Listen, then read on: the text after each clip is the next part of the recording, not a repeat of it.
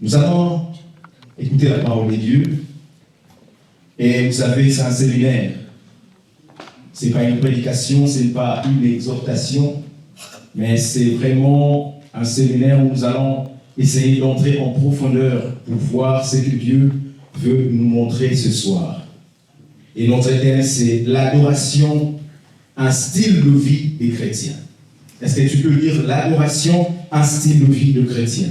L'adoration, un style de vie de chrétien. Nous allons lire la parole de Dieu dans le livre de Jean, chapitre 4, versets 20 à 24. Est-ce que nous pouvons nous lever pour lire la parole de Dieu, s'il vous plaît? Nos pères ont adoré sur cette montagne. Et vous dites, vous, que le lieu où il faut adorer est à Jérusalem. Femme, lui dit Jésus, crois-moi, l'heure vient où ce ne sera ni sur cette montagne, ni à Jérusalem qu'il faut adorer le Père. Vous adorez ce que vous ne connaissez pas. Nous adorons ce que nous connaissons, car le salut vient des Juifs. Mais l'heure vient, et elle est déjà venue, où les vrais adorateurs adoreront le Père en esprit et en vérité, car ce sont là les adorateurs que le Père cherche. Dieu est esprit, et il faut que ceux qui l'adorent en esprit et en vérité. Amen. Amen. Nous pouvons nous asseoir. Notre thème, c'est l'adoration, un style de vie de chrétien. Dans ce passage ici, il s'agit du dialogue de Jésus-Christ avec la femme samaritaine. La femme samaritaine pose une question à Jésus et dit: nos pères ont adoré sur cette montagne. Il s'agit du mont Garizim. La femme habitait la Samarie, et dans la Samarie, il y avait une montagne qu'on appelait le mont Garizim. Et la femme était près de cette montagne et dit à Jésus: nos pères ont adoré sur cette montagne, le mont Garizim. Mais vous, le juif, vous dites que là où il faut adorer, c'est à Jérusalem. Il pose la question à Jésus. La question portait sur le lieu de l'adoration, le mont Garizim ou Jérusalem. Mais Jésus déplace le débat du lieu de l'adoration vers qui adorer et comment adorer. Par cette question, Jésus annonce la fin du culte lié à un lieu géographique unique, ouvrant l'ère de l'adoration universelle en esprit et en vérité. Il déplace l'adoration de la forme extérieure vers une relation intérieure et sincère vers le Père. Et c'est comme ça que Jésus répond à la femme: femme, crois-moi, l'heure vient où ce ne sera ni sur cette montagne, ni à Jérusalem qu'il faudra adorer le Père. Mais l'heure vient et elle est déjà venue, où les vrais adorateurs adoreront le Père en esprit et en vérité. Car ce sont là les adorateurs que le Père cherche. Dieu est esprit, et il faut que ceux qui l'adorent en esprit et en vérité. Dans ce passage, il y a plusieurs éléments que Jésus est en train de nous communiquer sur l'adoration.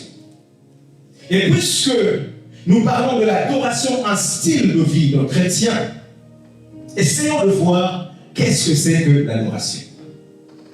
C'est quoi l'adoration? Je sais qu'il y a plusieurs choses qui ont été déjà dites sur l'adoration. Et assurément, tu as déjà écouté beaucoup de personnes parler ou définir l'adoration. Mais je voudrais ce soir te parler d'une manière simple pour que tu comprennes ce concept de l'adoration. D'abord, avant de définir l'adoration, essayons de voir ce que l'adoration n'est pas. C'est que l'adoration n'est pas. L'adoration, ce n'est pas étaler des belles paroles à Dieu. Non. L'adoration, ce n'est pas un poème. L'adoration, ce n'est pas des belles mélodies. L'adoration, ce n'est pas de la musique. Parce que si l'adoration était la musique, c'est seulement le groupe des louanges qui seraient des adorateurs. Nous autres, ce n'est pas du tout des adorateurs.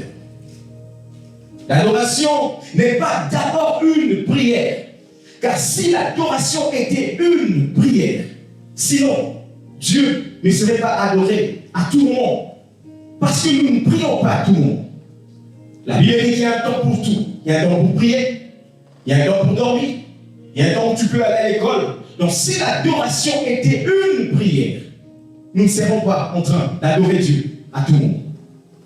Mais c'est quoi l'adoration? Avant de définir l'adoration, j'aimerais ici parler de l'origine de l'adoration. Pour te permettre de bien comprendre c'est quoi l'adoration. D'où vient l'adoration? L'adoration ne commence pas avec le christianisme. Car pour la première fois, le verbe adorer a été mentionné dans la Bible, c'était avec Abraham. Abraham n'était pas chrétien. Les gens de l'Ancien Testament n'étaient pas du tout de chrétiens. Et pourtant, ils adoraient. L'adoration vient de Dieu lui-même.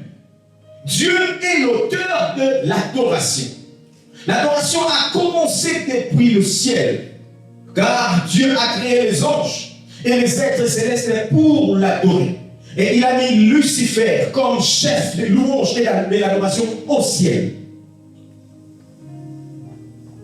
Ce n'est pas l'homme qui a eu l'idée de pouvoir commencer à adorer Dieu. Mais c'est Dieu lui-même qui a instauré le culte de l'adoration à sa gloire depuis le ciel. C'est ainsi que vous allez voir, lorsque Dieu parle à Moïse sur le tabernacle, il dit à Moïse de construire le tabernacle selon le modèle céleste.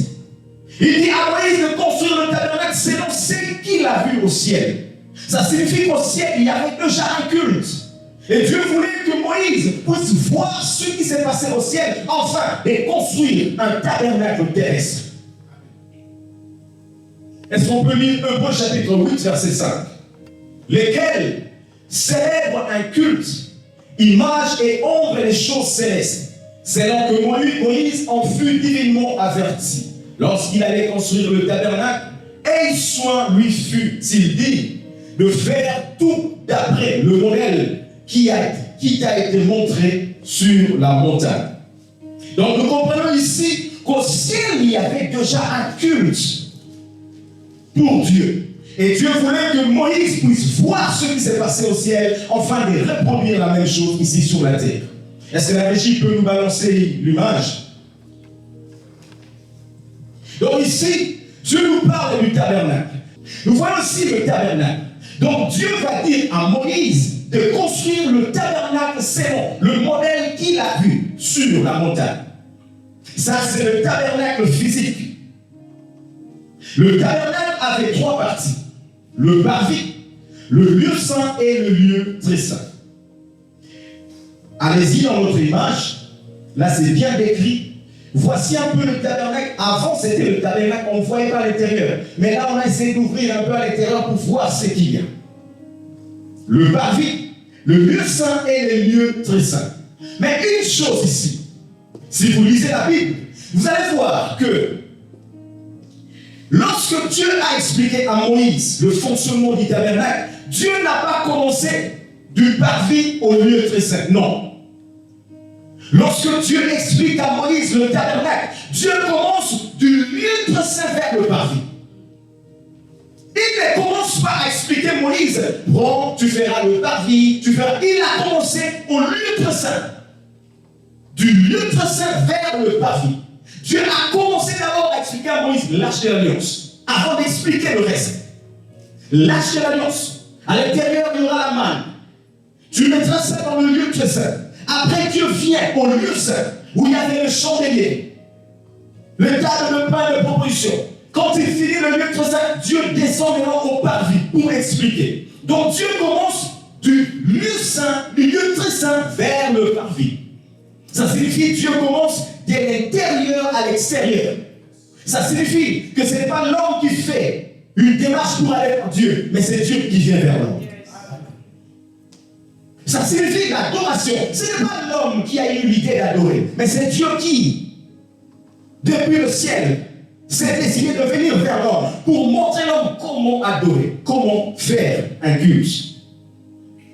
Mais pourquoi Dieu commence du lieu très saint vers le parvis? Pourquoi Dieu commence de l'intérieur vers l'extérieur. Parce que l'Ancien Testament est l'ombre des choses qui allaient arriver. Dieu a dit cela parce que c'est le chemin que notre Seigneur Jésus-Christ avait parcouru. Jésus-Christ a quitté le trône de Dieu où il y avait la gloire. Il est descendu jusqu'à sa personne à la mort de la croix. Ça signifie que Jésus a quitté là-bas. Le lieu très saint où vous voyez la fumée. Là, c'est le lieu très saint où il y a l'âge. Ça symbolise le trône de Dieu. Jésus a quitté le trône de Dieu pour venir jusqu'ici. Jusqu'au parvis où il y a l'autel de sacrifice. L'autel de sacrifice symbolise la croix.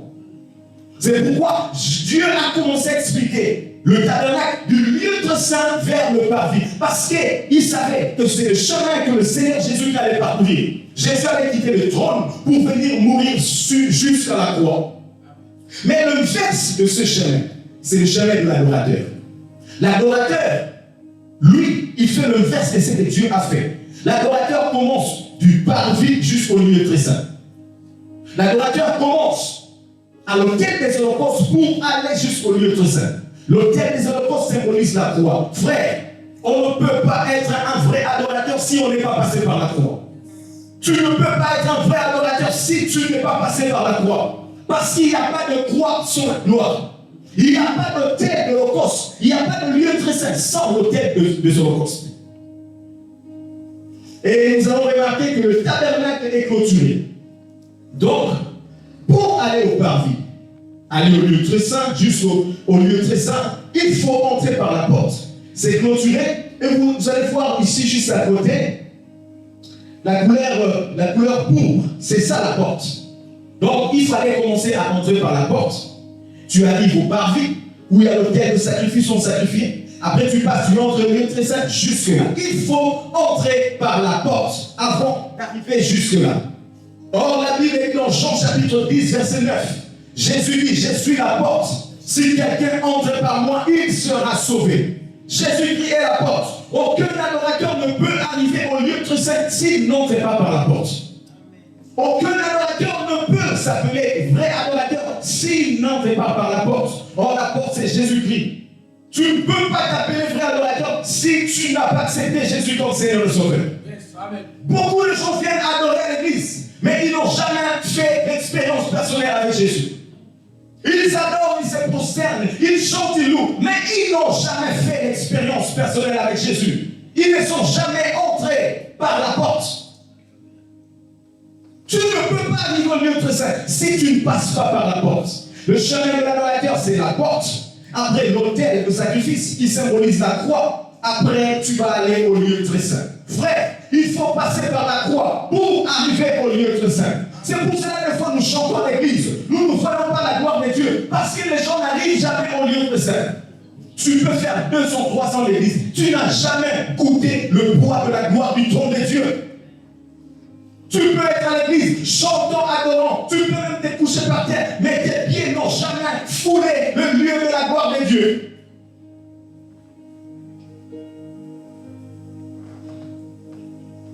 C'est pourquoi Jésus dit, l'heure vient et elle est déjà venue, où les vrais adorateurs adoreront le Père en esprit et en vérité. Car ce sont là les adorateurs que le Père cherche. Frère, Dieu ne cherche pas les adorateurs. Dieu cherche les vrais adorateurs. Amen. Tu ne peux pas être un vrai adorateur si tu n'es pas passé par la croix. Tu ne peux pas arriver au lieu très saint si tu n'es pas passé par la croix. Et tu ne peux pas amener les autres là où toi-même tu ne peux jamais arriver. Pour y arriver, pour amener les autres, il faut toi-même y arriver avant d'amener les autres personnes. Gloire à Jésus. Passer par la croix. Quelqu'un a chanté, je n'ai jamais vu un homme passer par la croix et rester le même. Quelqu'un qui passe par la croix change même son identité. Ton identité devient l'identité de Jésus-Christ.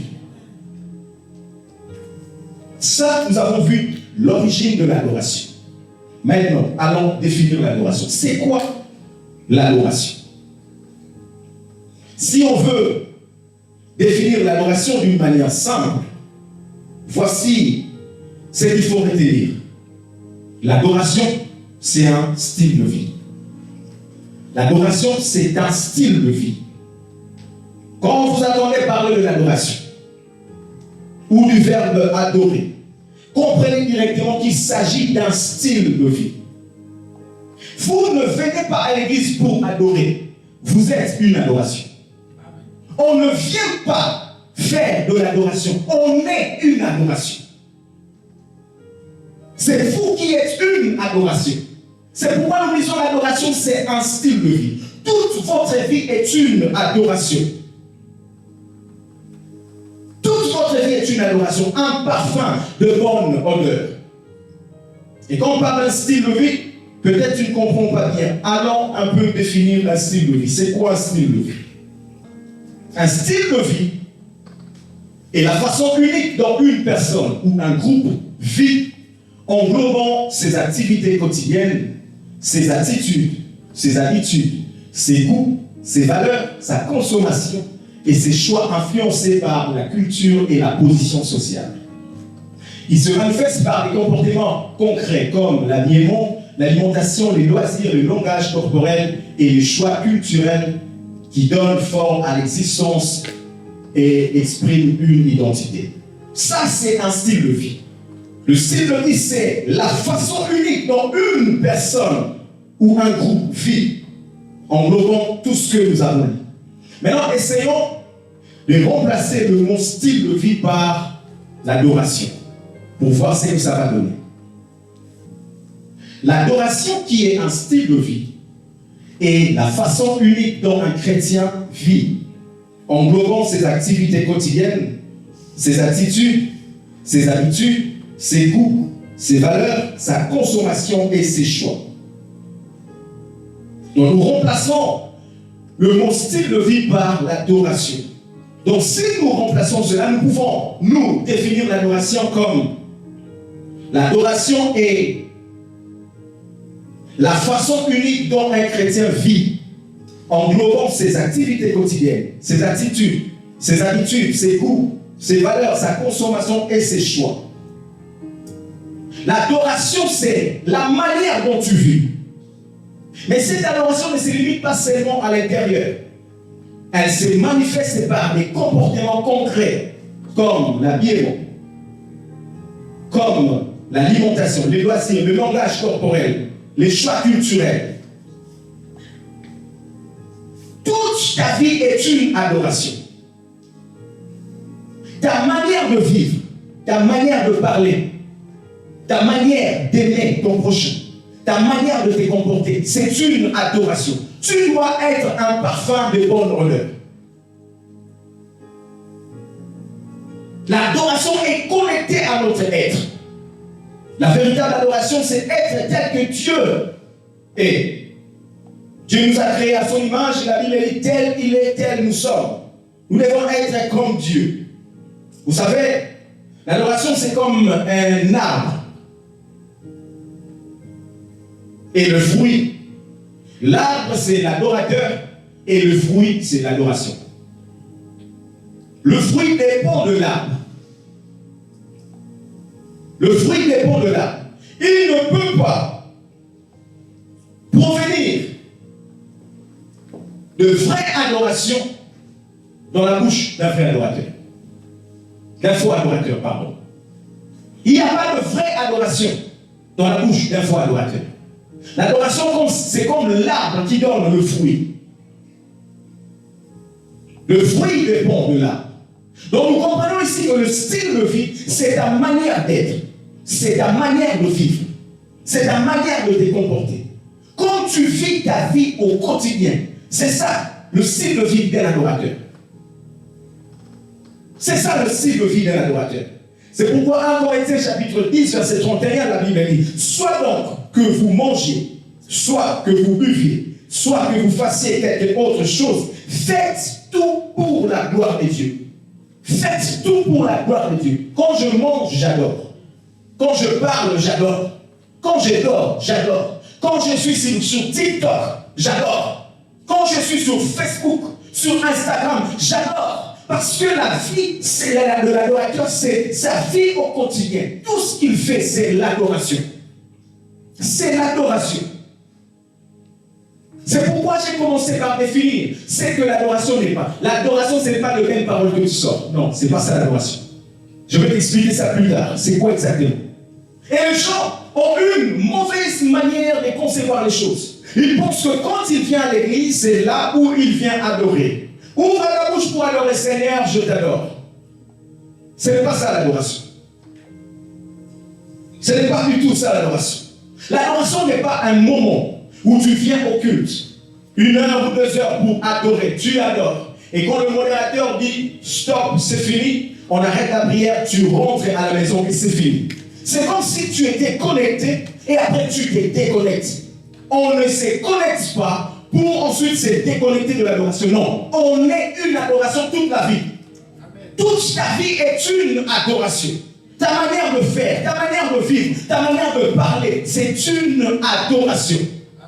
C'est une adoration. C'est pourquoi Paul dit dans Romains chapitre 12, je vous exhorte, mon frère, à offrir vos corps comme un sacrifice vivant. Ce qui sera de votre part un culte raisonnable. Un sacrifice vivant saint, agréable à Dieu. Ce qui sera de votre part un culte raisonnable. Votre vie doit être un sacrifice vivant, saint et agréable à Dieu. Tout ce que vous faites dans votre quotidien est une offrande de bonne honneur. C'est ça un culte raisonnable. Il dit un sacrifice vivant. Vous savez, dans l'ancien temps, pour être un sacrifice ou pour sacrifier un animal, il fallait le tuer. On tuait l'animal, on mettait sur l'autel pour le sacrifier à Dieu. Mais dans le Nouveau Testament, pour être un sacrifice, tu n'as pas besoin d'être tué. Tu es un sacrifice vivant. Le Nouveau Testament est différent. Pour être un sacrifice, tu n'as pas besoin d'être tué. Tu es un sacrifice vivant. Tu es un sacrifice qui parle. Tu es un sacrifice qui marche. Tu es un sacrifice qui bouge. Un sacrifice qui réfléchit. Un sacrifice qui pense. Tu es un sacrifice vivant. C'est ça un adorateur. Toute ta vie doit être un parfum de bonne odeur. Un parfum de bonne odeur. C'est pourquoi je disais, quand tu es sur Facebook, tu adores. Mais quels sont les commentaires que tu mets dans les réseaux sociaux? Es-tu un parfum de bonne odeur ou pas? Es-tu un adorateur? Mais allons voir les réseaux sociaux, ce que tu fais. Ça prouve que tu es un adorateur ou pas. Ce que tu fais, est-ce que ça donne une offrande de bonne odeur à Dieu ou pas? Nous sommes des sacrifices vivants. Mais une chose, puisque nous sommes des sacrifices vivants, il y a quelque chose qu'il faut savoir. Il y a des conditions pour qu'un sacrifice soit agréable à Dieu. Il y a des conditions pour qu'une adoration soit acceptée et agréable à Dieu. Car vous pouvez adorer, mais votre adoration n'est pas agréable à Dieu. Vous pouvez prier et adorer, mais votre adoration n'arrive pas au ciel. C'est pourquoi j'avais dit, il y a des gens qui peuvent faire des années à l'église, mais ils n'ont jamais goûté le poids de la gloire de Dieu qui se trouve dans le trône. Il y a des gens qui peuvent être à l'église, mais ils s'arrêtent au parvis. Ils n'ont jamais foulé le pied au sein de ça. C'est possible. Alors que Jésus a déjà déchiré le voile. C'est pourquoi ce soir, Jésus a envoyé ce programme, parce qu'il aimerait que tu goûtes le poids de la gloire de Dieu qui se trouve au trône par l'adoration. Un adorateur, c'est celui qui ouvre le ciel et sait comment faire descendre le poids de la gloire de Dieu quand il adore. Un adorateur, c'est celui, quand il ouvre la bouche, le ciel agrée l'offrande, le parfum de bonne odeur qui sort de son cœur et la gloire de Dieu descend. Mais quelles sont les conditions pour qu'une adoration soit agréée par Dieu? Parce que tu peux adorer, mais Dieu n'agrée pas ton adoration. C'est quoi les conditions? Exode chapitre 12, verset 1, la Bible dit, l'Éternel dit à Moïse et à Aaron, dans le pays d'Égypte, ce mois-ci sera pour vous le premier des mois. Il sera pour vous le premier des mois de l'année. Parlez à toute l'assemblée d'Israël et dites, le 10e jour, j'aimerais que tu retiennes ici, le 10e jour de ce mois, on prendra un agneau pour chaque famille, un agneau pour chaque maison. Si la maison est trop peu nombreuse pour un agneau, on le prendra avec son plus proche voisin, selon le nombre des personnes. vous compterez pour cet agneau d'après ce que chacun peut manger. Verset 5. Ce sera un agneau sans défaut. Retiens encore ici. Ce sera un agneau sans défaut, mâle, âgé d'un an. Vous pourrez prendre un agneau ou un chevreau. 6. Souligne encore ici. Vous le garderez jusqu'au 14e jour de ce mois. Et toute l'assemblée d'Israël l'immolera entre les deux soirs. Les enfants d'Israël étaient en Égypte. Et pour sortir, Dieu a frappé l'Égypte avec plusieurs plaies. Mais Pharaon n'avait pas laissé partir le peuple. Donc ça, c'est la prise de finition. La dernière plaie que Dieu va frapper l'Égypte pour que les enfants d'Israël sortent. Il dit à Moïse, dis à tous les enfants d'Israël de prendre un agneau. Mais il commence à donner les conditions pour cet agneau qu'ils vont sacrifier. Dites aux enfants d'Israël de prendre un agneau mâle, sans défaut, âgé d'un an. Ça, c'est la première condition.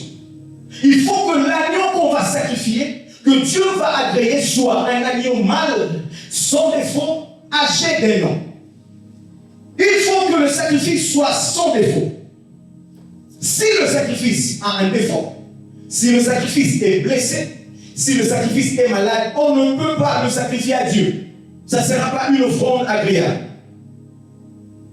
Ça ne sera pas une offrande agréable. Or, notre adoration est une offrande à Dieu.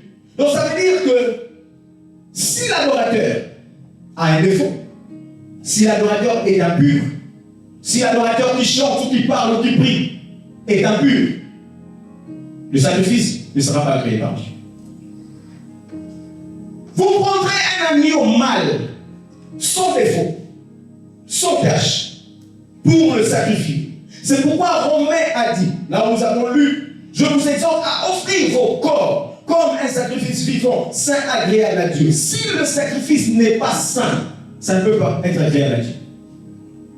On dit bien le sacrifice vivant. Dans l'Ancien Testament, l'agneau devait être tué. Mais dans le Nouveau Testament, on ne parle pas de la mort de l'agneau. On parle d'un sacrifice vivant. C'est-à-dire le sacrifice vivant, c'est vous et moi. Nous sommes des sacrifices vivants. Mais quelles sont les conditions pour que ce sacrifice soit agréable? Il faut que le sacrifice soit vivant, saint et agréable à Dieu. Si le sacrifice n'est pas saint, il ne peut pas être agréable à Dieu. Si l'adorateur est impur, son adoration ne peut pas être agréable à Dieu. Voici la condition pour qu'une adoration soit agréée dans le trône de Dieu. Et la deuxième chose, il dit, on prendra l'agneau le 10e jour. Verset 6. On prendra l'agneau le 10e jour, mais on le gardera jusqu'au 14e jour. Donc l'agneau qu'on doit sacrifier, on doit le prendre le 10e jour. Mais ce n'est pas le 10e jour qu'on va tuer l'agneau. On va garder l'agneau jusqu'au 14e jour. 4 jours. Mais pourquoi garder l'agneau 4 jours? Pourquoi le garder pendant 4 jours? C'est pour examiner si l'agneau est malade, si l'agneau est cassé, si l'agneau est blessé, on soit sûr qu'il n'a pas un problème, un défaut avant de le sacrifier. Il faut le garder pendant 4 jours. Or, 4, c'est le chiffre de preuve. Il faut éprouver l'agneau pendant 4 jours pour voir s'il est digne d'être sacrifié, enfin que le sacrifice ou l'offrande soit agréé par Dieu. Ceci est l'image de Jésus-Christ.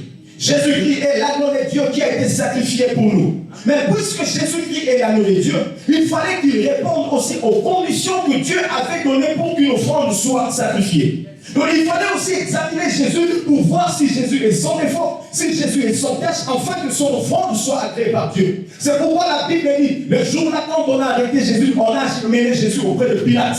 Pilate a commencé à poser des questions à Jésus. Pilate ne savait pas ce qui s'est passé. Il pensait poser des questions normales. Or, dans le monde spirituel, Pilate était en train d'examiner Jésus-Christ, l'agneau de Dieu, pour voir s'il est sans tache, sans défaut, s'il est digne d'être sacrifié. C'est pourquoi quand il a examiné, il a posé des questions à Jésus. À la fin, Pilate est sorti. Il est parti voir les Juifs. Il a dit, cet homme est innocent. Ça veut dire que l'agneau est sans défaut. Jésus-Christ n'a pas de tache. Il est digne d'être sacrifié. Il est l'agneau de Dieu immolé.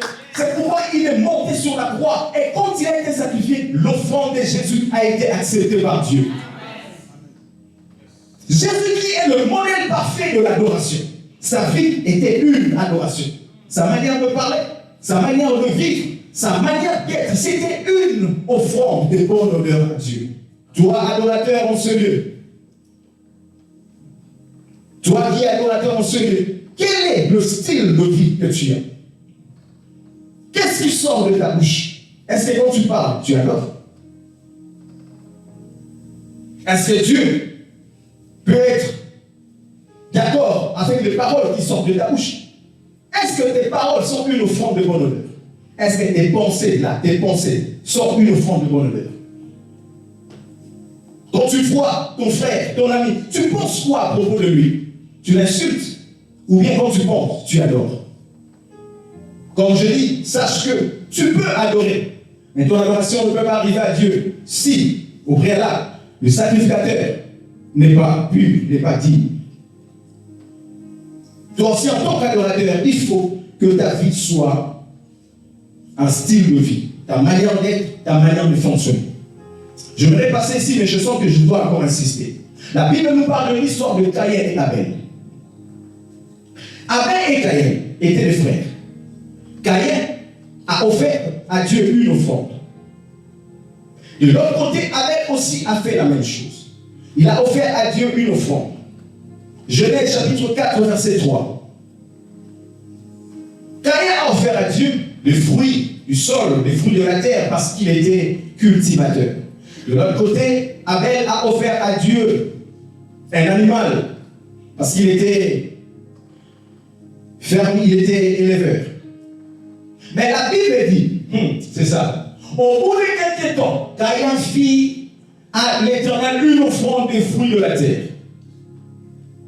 Et Abel, de son côté, en fit une des premiers-nés de son troupeau et de leur graisse. L'Éternel porta un regard favorable sur Abel et sur son offrande. On reste d'abord là. Quand ils ont fait des offrandes, tous les deux, regardez maintenant la réaction de Dieu. Dieu descend pour voir les deux offrandes. L'Éternel porta un regard favorable sur Abel. Répondez sur Abel. Et puis sur son offrande. Dieu n'a pas d'abord regardé l'offrande. Il a commencé par porter le regard favorable sur l'homme qui sacrifie. On dit qu'il porta un regard favorable sur Abel.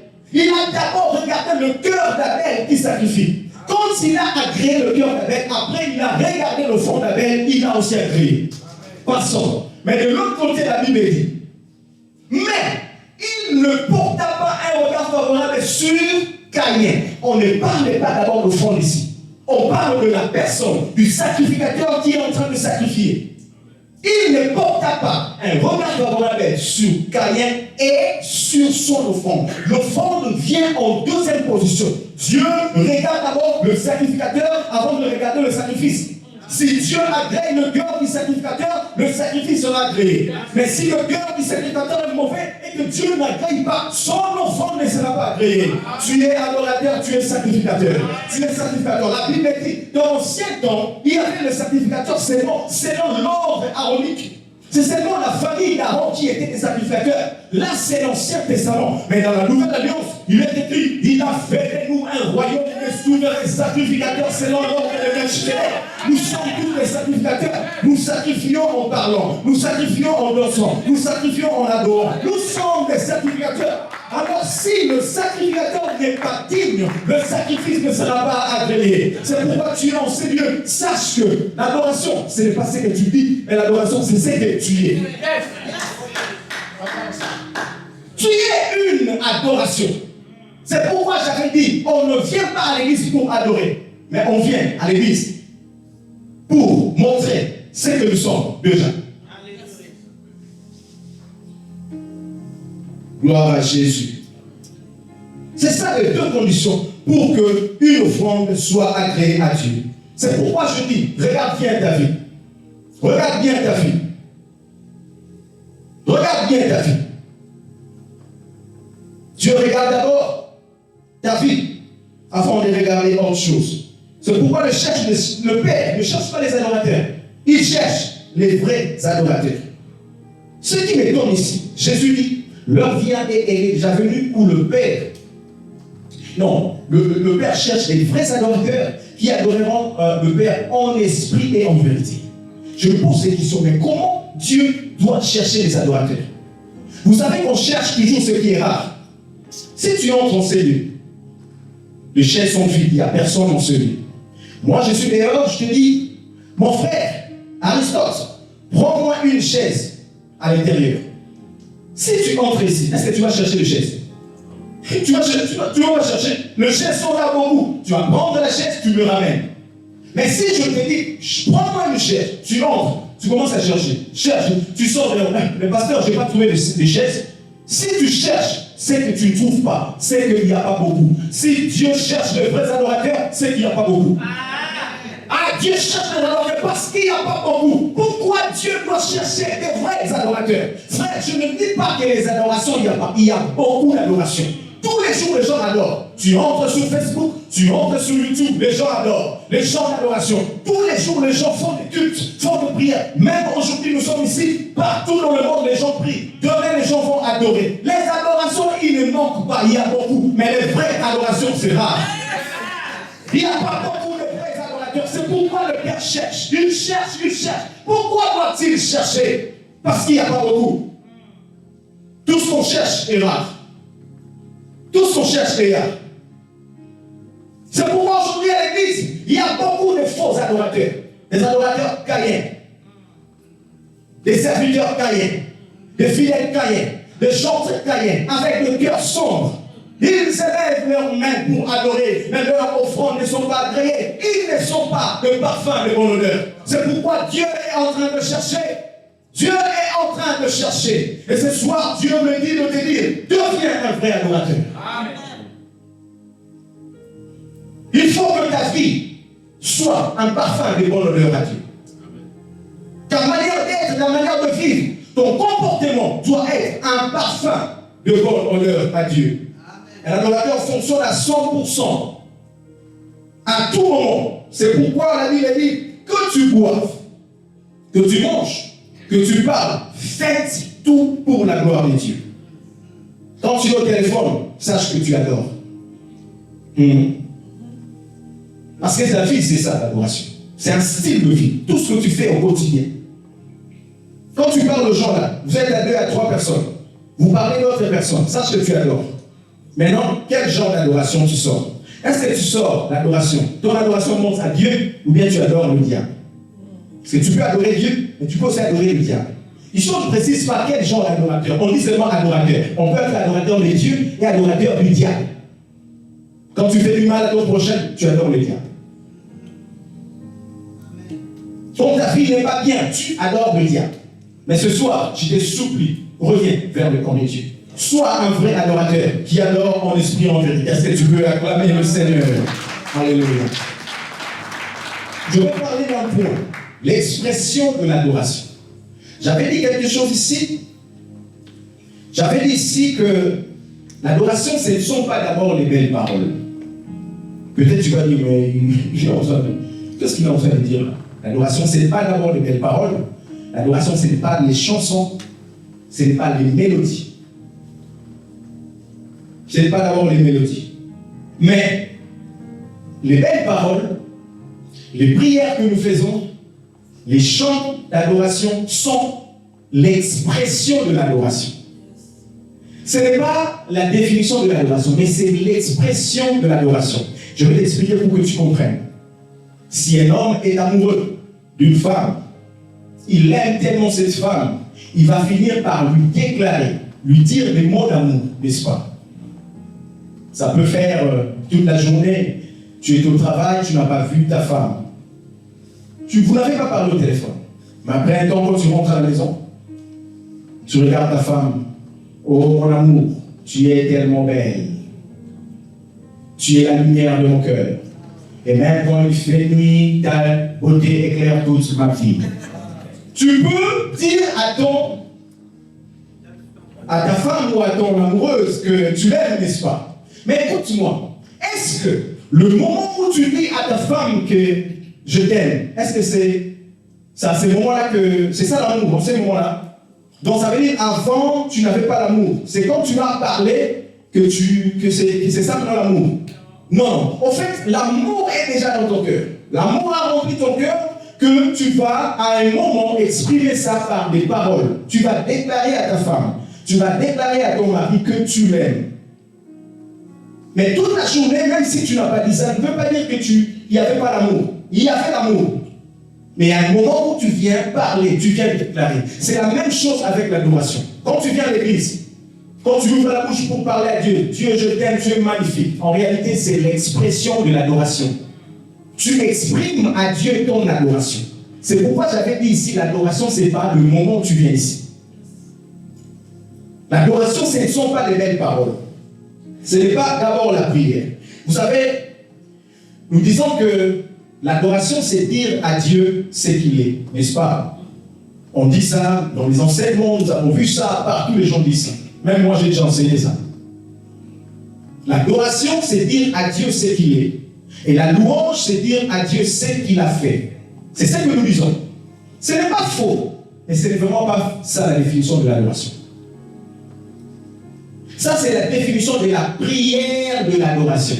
La prière de l'adoration consiste à dire à Dieu ce qu'il est. Mais ce n'est pas vraiment la définition de l'adoration. Parce que si l'adoration, c'est dire à Dieu ce qu'il est, c'est que le muet n'adore pas. Parce que le muet ne parle pas.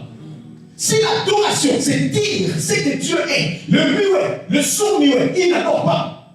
Or, il est écrit que tous ceux qui respirent louent l'Éternel. Donc le muet aussi adore. C'est pourquoi j'ai dit l'adoration, ce n'est pas ce qu'on dit, mais l'adoration, c'est ce qu'on est. Je suis une adoration.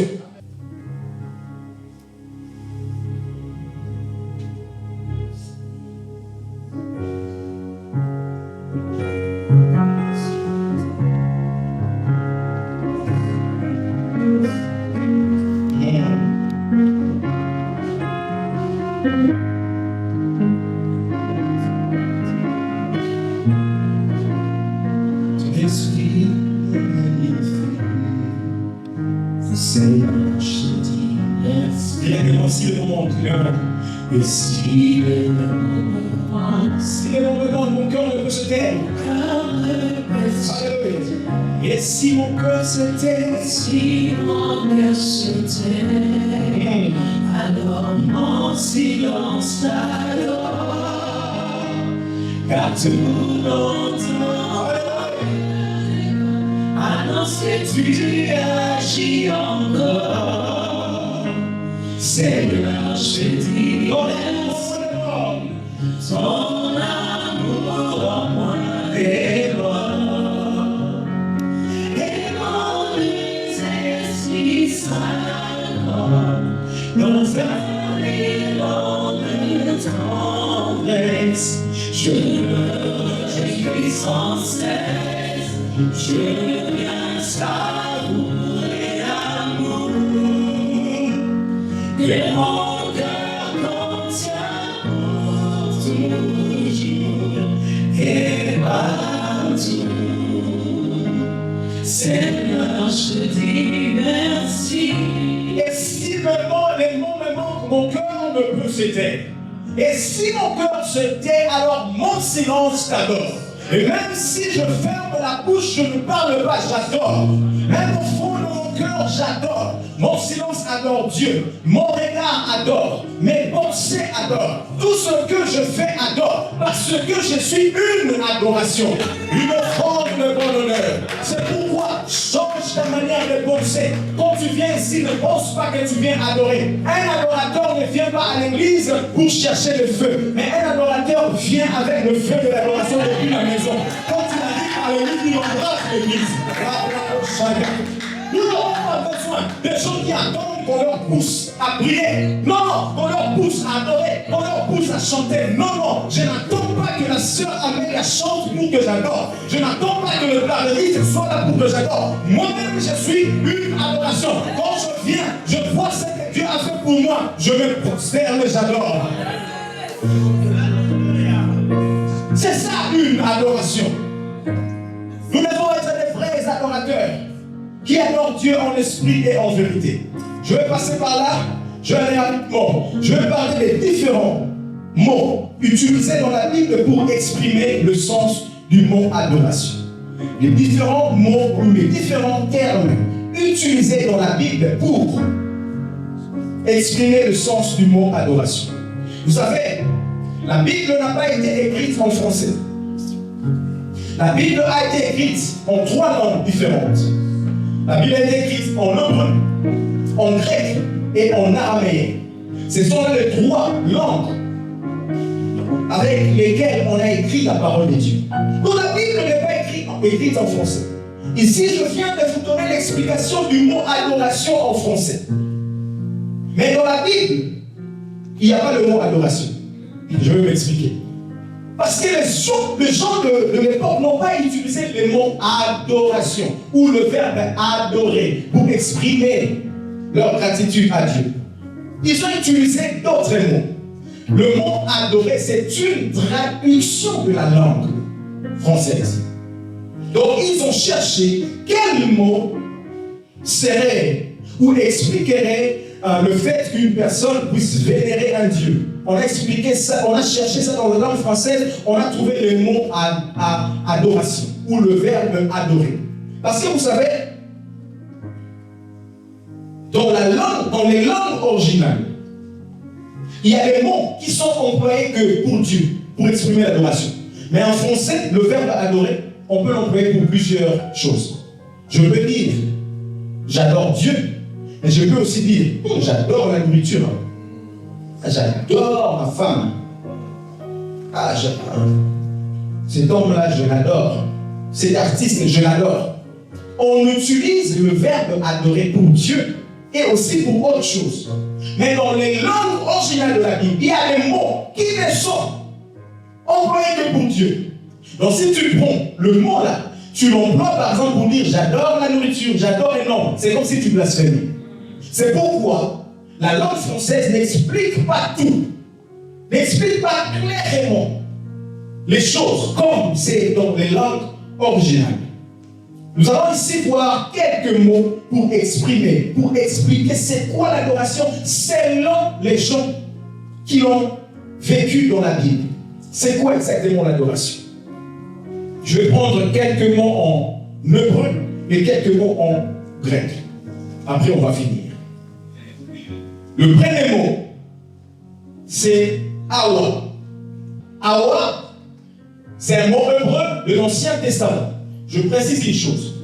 Tous les mots en hébreu sont employés dans l'Ancien Testament et les mots grecs sur l'adoration sont employés au Nouveau Testament. Parce que le Nouveau Testament a été écrit en grande partie en grec et l'Ancien Testament en grande partie en hébreu. Donc tous les mots qu'on va employer en hébreu, c'est dans l'Ancien Testament et en grec, c'est dans le Nouveau Testament. Awa. Awa signifie littéralement c'est prosterner volontairement devant Dieu. Les humains ou les idoles. L'idée ici est la prosternation volontaire, sans pression. C'est prosterner ne veut pas seulement dire s'agenouiller, mais amener son front jusqu'au sol, face contre terre. Ça, c'est Awa. Ça, c'est Awa. Donc cet homme est en train de Awa devant Dieu. Awa signifie se prosterner sans pression. C'est pourquoi ce terme est plus employé que pour Dieu. En hébreu, quand on utilise Awa, on n'utilise pas Awa pour autre chose que pour Dieu. Parce qu'il s'agit de la prosternation volontaire. L'homme qui s'approche devant Dieu doit lui-même, sans qu'on lui pousse, se prosterner volontairement. Et la prosternation ici, il s'agit de mettre ses genoux par terre et aussi le front contre le sol. C'est ça, Awa. Je me prosterne devant toi. Je me prosterne devant Dieu. La Bible dit dans Genèse chapitre 19, verset 1. Les 2 anges arrivèrent à Sodome sur le soir, et Lot était assis à la porte de Sodome. Quand Lot le vit, il s'éleva pour aller au-devant d'eux, et se prosterna la face contre terre. Vous voyez, se prosterna la face contre terre. C'est ça, Awa. Et ici, Lot, quand il a vu les anges, il n'y a personne qui lui a dit. Personne ne l'a poussé, personne ne l'a forcé. Il est parti lui-même, s'est prosterné devant ces hommes.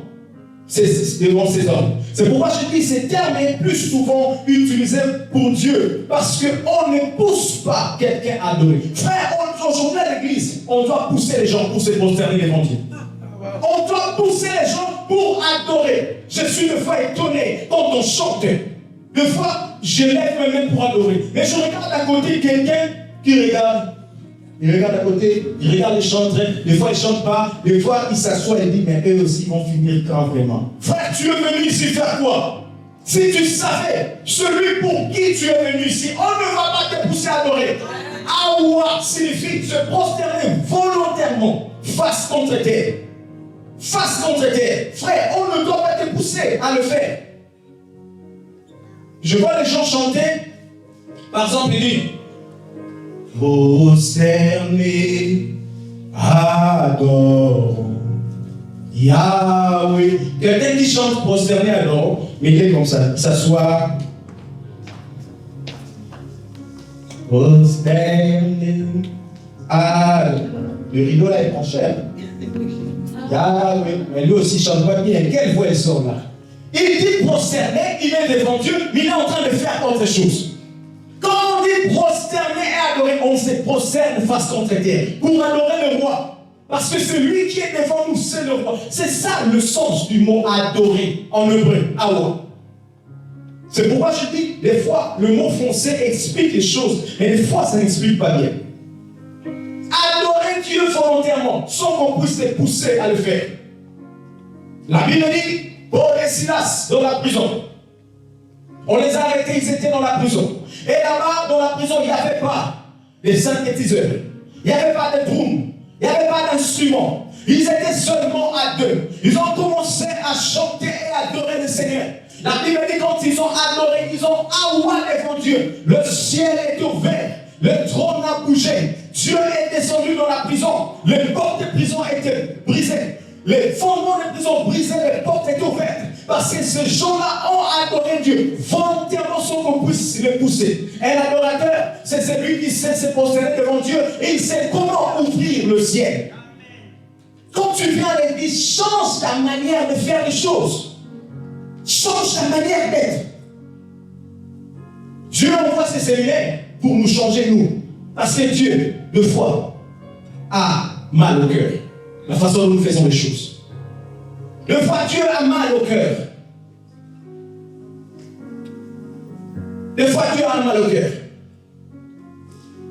Un adorateur, comme j'ai dit, ne viens pas faire l'adoration à l'église. Tu dois venir toi-même avec le feu de l'adoration. Donc, tu n'es pas obligé d'attendre le clavier, d'attendre la musique, d'attendre d'abord les modérateurs pour te pousser. Prie, prie, prie. Chante pour Dieu, danse pour Dieu. Non, non. Tu dois le faire toi-même. Parce que celui qui est devant toi, c'est un Dieu redoutable. Exode chapitre 5, verset 6, la Bible dit, je suis l'Éternel ton Dieu, qui t'a fait sortir du pays d'Égypte, de la maison des servitudes. Tu n'auras point d'autre Dieu devant ma face, et tu ne feras point d'image taillée, des représentations quelconques, des choses qui sont en haut dans les cieux, qui sont en bas sur la terre, et qui sont dans les eaux, plus bas que la terre. Tu ne te prosterneras point devant elles, et tu ne serviras point. Car moi, l'Éternel, ton Dieu, je suis un Dieu jaloux, qui punit l'iniquité des pères sur les enfants, jusqu'à la 3e et à la 4e génération de ceux qui me haïssent. Vous voyez ce que Dieu dit? Je suis un Dieu jaloux. Tu ne feras pas d'image taillée, tu n'auras pas d'autre Dieu, et tu ne te prosterneras pas devant elle. Tu ne vas pas te awa devant notre Dieu, parce que moi, je suis un Dieu jaloux. Ça veut dire que ces termes, Dieu le garde pour lui-même. Voilà, ça c'est awa. Dieu garde ces termes pour lui-même, pas pour une autre personne. Il veut que les gens puissent le faire pour lui. Mais malheureusement, beaucoup de gens, même dans la Bible, ont utilisé ces termes pour adorer notre Dieu. Même les enfants d'Israël, bien que Dieu avait dit ça, ils continuaient à adorer notre Dieu. C'est pourquoi la Bible dit un jour, les enfants d'Israël sont partis vers les filles de Moab. Ils ont aimé les filles de Moab. Ils ont pris pour femmes les filles de Moab. Après, les Moabites avaient le dieu de Baal-Péol, le dieu idole. Puisqu'ils ont aimé les filles de Moab, ils ont commencé aussi à se prosterner devant les dieux moabites. Quand Dieu a vu ça, Dieu a appelé Moïse, viens. Tu vois ce que ton peuple fait. Dieu, c'est la colère. Parce que ces termes, c'est à Dieu, c'est réservé à Dieu. Mais ces gens sont partis, c'est prosterner devant l'autre Dieu. Dieu a appelé Moïse, prends-moi ces gens-là, il faut les pendre. Tous. Il faut les tuer tous. Parce qu'ils ont adoré d'autres dieux. Frère, vous savez, la conséquence d'adorer d'autres dieux, c'est la mort qui vient. C'est la mort qui suit. Ça peut forcément pas être la mort physique, mais la mort dans plusieurs domaines de ta vie. Le genre, tu viens ici, tu adores, mais tu as aussi autre chose que tu adores. Hawa est réservé pour Dieu. Tu te prosternes devant Dieu, mais tu te prosternes aussi devant autre chose. Les idoles. Et la conséquence, c'est la mort. C'est pourquoi tu vas dire, mais je ne comprends pas. J'avais un travail, comment je l'ai perdu? Je voulais avoir une promotion, mais je n'ai pas compris comment je l'ai loupé. Et comment j'ai raté ça? Parce que c'est lui qui se prosterne devant autre Dieu, c'est la mort qui vient. Ça peut être la mort dans les finances, la mort dans le mariage, la mort dans la famille, la mort dans beaucoup de choses. Parce que quand tu adores, quand Dieu arrive, il trouve dans ton cœur, il y a un autre Dieu que tu adores. Tu es en train de avoir devant Dieu, mais aussi devant autre chose. Ton travail peut être une idole. Ton copain peut être une idole. Ta copine là, elle peut être une idole. Et tu awa devant lui, devant elle. Et ça rend Dieu furieux. Tu ne te prosterneras pas devant elle. Je vais m'arrêter ici avec ce terme, le deuxième terme, et le reste on va voir après. Ça c'est awa. Le deuxième terme, prosterner. Prosterner, c'est pas en hébreu, prosterner, c'est en grec. C'est plus utilisé dans le Nouveau Testament. Prosterner signifie, c'est prosterner, adorer ou rendre hommage. Ça vient du mot embrasser une divinité. Il décrit un geste physique de révérence. S'agenouiller, c'est prosterner, embrasser la main ou les pieds pour adorer Dieu, Christ ou rendre hommage à des supérieurs. C'est-à-dire, ça c'est prosterner. S'agenouiller, c'est comme si tu voulais embrasser la main d'un Seigneur. Ces termes, ça vient du sens où, vous voyez, comme le chien vient laper ou embrasser la main de son maître. En fait, ça découle ça découle de ce sens-là. Donc, c'est prosterner, ça veut dire s'agenouiller pour embrasser la main de ton maître. Ça, c'est proskuneo. C'est le fait de tomber avant ou de se pencher vers l'idole. Il décrit un geste physique de révérence. S'agenouiller, c'est prosterner pour adorer Dieu. Vous savez, beaucoup de chrétiens pensent que pour adorer Dieu, c'est spirituel. On adore Dieu en esprit et en vérité. Donc quand je viens à l'église, je n'ai pas besoin de faire tout ça. Je ferme les yeux, j'adore à l'intérieur de moi. Mais écoute-moi, c'est ton intérieur qui dirige ton physique. Si ton esprit se prosterne devant lui, ton corps va suivre. Si ton esprit s'agenouille devant lui, ça va te pousser à le faire. Ce n'est pas seulement un geste simplement, mais derrière ce geste, il y a quelque chose caché. Il faut savoir que les dieux et les divinités, les esprits, ils aiment l'adoration. Ils aiment qu'on se prosterne devant eux. Derrière ce geste, il y a quelque chose. Quelque chose caché. Ne pense pas, bon, je ne veux rien dire, je ferme mes mains, je ne dis rien, je ne me prosterne pas, je dors, je prie à l'intérieur de moi-même. Non, les gestes comptent. C'est pourquoi la Bible dit, ce jour-là, quand Jésus a fini de jeûner et de prier, le diable s'est présenté devant Jésus pour le tenter. Il a tenté Jésus. La première fois, change le pain change les pierres en pain, parce que Jésus avait faim. Jésus a dit, l'homme ne vivra pas de pain seulement. Après, il est transporté sur le temple. Il a dit, jette-toi d'ici. Parce qu'il est écrit que Dieu enverra ses anges pour te transporter afin que ton pied ne heurte point contre une pierre. Jésus a répondu. Mais écoute maintenant la troisième fois. C'est que j'aime avec Jésus. Le diable amène Jésus sur une montagne. Il va montrer à Jésus la gloire. La gloire de l'univers. Il dit à Jésus, prosterne-toi devant moi. Proskuneo devant moi. Awa devant moi. Je te donnerai toute la gloire. Écoute la réponse de Jésus. Jésus les chassa. En fait, le diable a tenté Jésus 2 fois. Jésus a répondu normalement. Mais la 3e fois, quand le diable a utilisé les mots prosterner et adorer, Jésus s'est mis en colère. Parce que ces mots est seulement le mot de Dieu. L'adoration est le domaine de Dieu. Personne d'autre ne peut prendre l'adoration à la place de Dieu. Quand le diable a dit ça, Jésus s'est mis en colère. Il a chassé le diable. Va-t'en, Satan, car il est écrit, tu n'adoreras que le Seigneur ton Dieu. Frère, prosterner, awa, c'est le domaine de Dieu. Tu ne peux pas donner ça à une autre personne. C'est pourquoi quand tu viens à l'église, prosterne-toi. Achète-toi. Prosterne-toi devant ce Dieu. N'attends pas d'abord qu'on te pousse à le faire. N'attends pas d'abord qu'on te pousse à le faire. Derrière cette position, il y a quelque chose caché. Derrière cette position, il y a quelque chose caché. Et pour terminer, Jésus prend 3 disciples. Pierre, Jean et Jacques. Il les amène. Je ne suis jamais les omniscients. Je sais. Jésus prend 3 disciples. Il amène les 3 disciples sur la montagne pour prier. Quand Jésus arrive sur la montagne, écoute ce qui se passe. La Bible dit Jésus va se transfigurer. Jésus a changé.